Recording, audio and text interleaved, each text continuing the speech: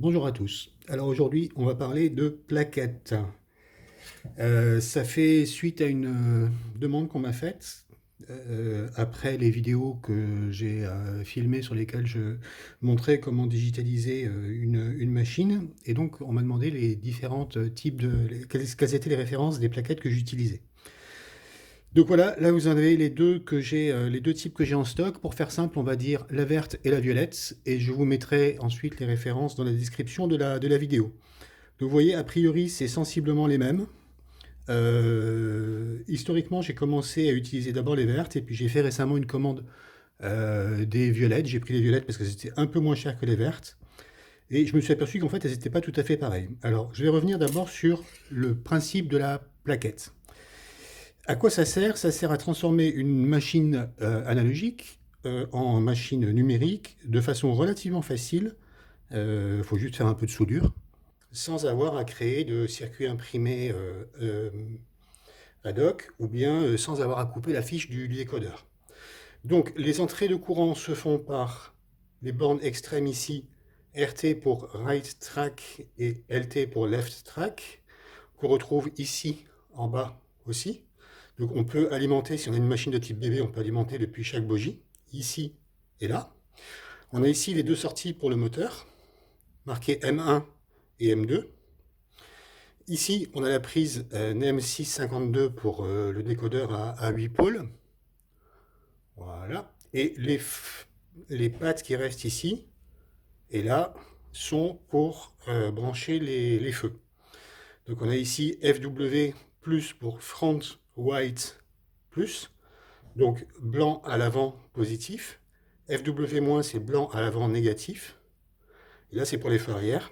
Rear RW moins, rear white moins et rear white plus, donc arrière blanc plus et arrière blanc moins, sur lesquels on peut brancher les feux blancs. Si on fait aussi avec des feux rouges, on repique, pendant qu'on allume les blancs devant, on repique aussi les rouges derrière. Voilà, en gros, le principe est là. On retrouve exactement le même type de connexion ou de branchement sur la plaquette violette. Notez qu'elles font rigoureusement les mêmes dimensions. D'ailleurs, elles portent quasiment les mêmes références et les mêmes composants. Celle-ci est marquée 2016 F004 et celle-ci est marquée 2016 F001. Donc la différence est là. Mais alors, le truc que j'avais pas vu quand j'ai commandé, et donc ça il faut en tenir compte, c'est que la verte a la patte, comment dire, les connecteurs du décodeur au niveau de la plaquette, tandis que la violette a les connecteurs du décodeur bien en relief au-dessus de la plaquette. Ce qui a pour conséquence que la violette n'a quasiment aucun relief en dessous, si ce n'est les pointes des pattes ici que l'on peut encore couper à la pince.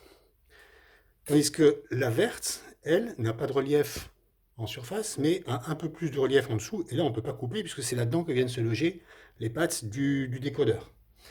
Donc, il faut en tenir compte dans le type de machine qu'on veut équiper. J'avais fait des bébés Rocco avec les vertes et ça marche super bien. En revanche, je ne peux pas entrer une violette dans une petite bébé MIDI parce que la partie ici sur laquelle on branche le décodeur est trop en relief et donc vient gêner la fermeture de la caisse qui vient se poser par-dessus. Donc j'utilise plutôt ça dans les matériels dans lesquels j'ai de la place. Par exemple, j'en ai monté une euh, dans une Z5100 Bud Jouef. Parce que là, évidemment, j'ai toute la place du monde, hein, la caisse est vide. Donc, en revanche, si je veux monter dans une bébé Rocco du type de celle que vous me voyez équipée ces derniers temps, là, la place est comptée. Parce que c'est des toutes petites machines et elles sont très pleines. Là, il faut que j'utilise la verte parce que je n'ai pas la place de mettre la prise décodeur au-dessus si elle est en relief comme ceci. Il faut que je mette ma prise décodeur là et que je loge les connecteurs, enfin le dessous ici des connecteurs, pile entre le moteur et la cabine sur le châssis de la machine. Donc les deux sont utiles. Il faut surveiller les prix, ça varie un peu, beaucoup. Les vertes ont pris 40 à 50% dans la vue depuis que j'ai commandé les premières, mais bon, c'est la crise de tous les produits électroniques. Donc je vous mets les références comment dire, dans la description de cette vidéo. Et puis à vous de voir, faites votre choix. Si vous avez pas mal de matériel à équiper, je recommande l'achat en gros. Ça revient quand même moins cher à la pièce. Je vous montre ici par exemple, vous avez trois plaques de violettes. J'en ai acheté, donc là il y en a 15, j'en avais acheté 20 en tout. Et quand j'ai acheté des vertes, je les ai achetées par 10. Voilà, c'est tout. Notez que ces plaquettes viennent sans bouchon pour fonctionnement analogique. En tout cas, dans mon souvenir, les violettes en tout cas c'est sûr, les vertes dans mon souvenir aussi. Donc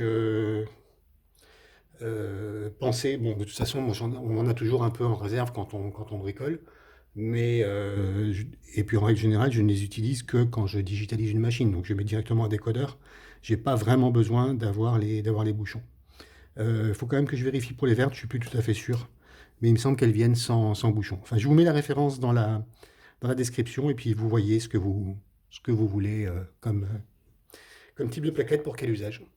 Voilà, j'espère que ça a répondu aux différentes questions et je vous souhaite une bonne journée. À bientôt.